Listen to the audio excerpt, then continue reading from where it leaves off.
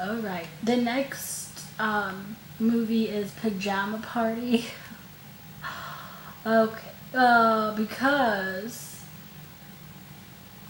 um who's in this? I'm looking this up. Because Buster Keaton was in this movie. Okay, it has Tommy Kirk, Bobby Shaw, and Cheryl Sweeten in this, and it also has Annette Funicello, really young Annette.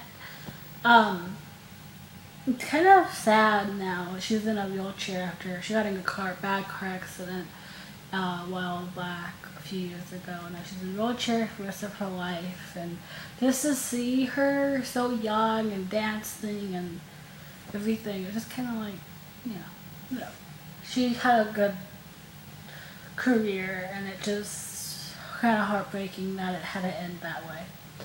But anyway, Buster Keaton was in this as the Native American, and it was kind of embarrassing to watch. See this man, this wonderful man, go from all these incredible talent films to this. It was kind of embarrassing. I was embarrassed for him, and I'm sure he was embarrassed himself to do something like this, like a movie like this, after all of his successes before. I mean, okay. It's really cheesy and it's really dumb, but I love musicals, and it's a musical and it's pretty fun, I think, in that way. Not like the greatly acted movie, like most musicals in this time period, 1964, they had all these pajama beach movies, and it was mostly for the music and nothing much else. But the other thing is they use women as sex symbols and not really as an important part of the story, which I don't appreciate.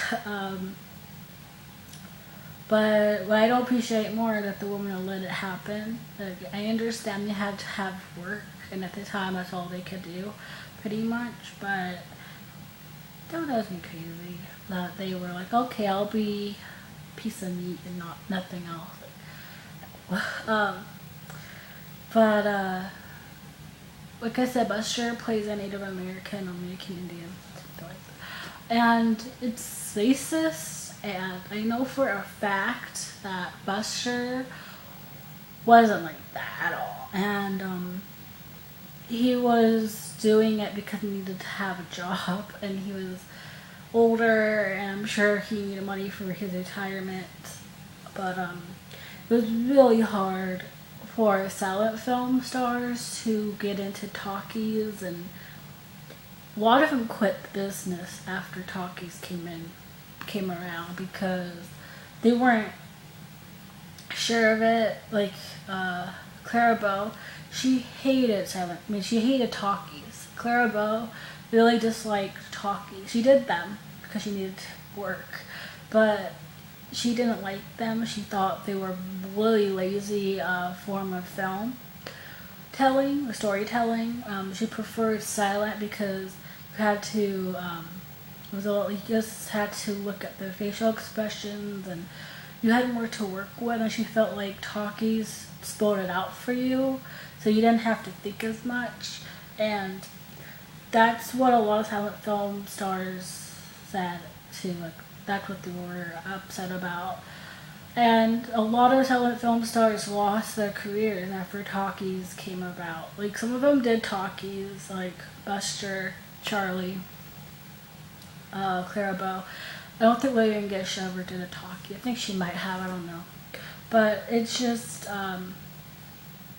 it was kind of hard because after talkies came about, there wasn't a lot for silent film stars to do because by then a lot of them were older. So they kind of had to do anything and sometimes it resulted in a pajama party where Buster Keaton playing this awful part just because he wanted to make movies. And it's just kind of heartbreaking to see him like this. Like, to see him in a role like this. Even though the rest of the movie is the way it should be, and it's cheesy, and it's dumb, and it's still entertaining. It's really, watching Buster in the part is really embarrassing. And it's not, I think, been embarrassing for him too. But anyway, it's on Netflix, is to watch. You don't have to see it. Probably a lot of people won't. You're not missing out on much, but it's another Buster movie off the list, I guess. Even though it's not that good. Shows him not in a really good light. But yeah. I'm going to go. Goodbye.